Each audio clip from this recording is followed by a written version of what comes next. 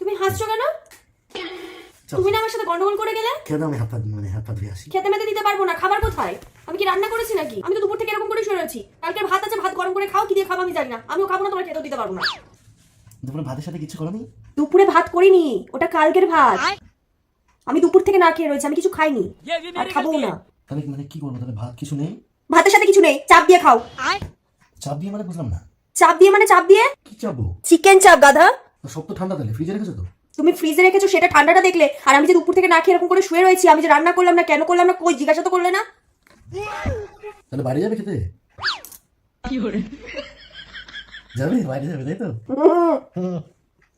তুমি না আমার সাথে গন্ডগোল করে বেরিয়েছিলে।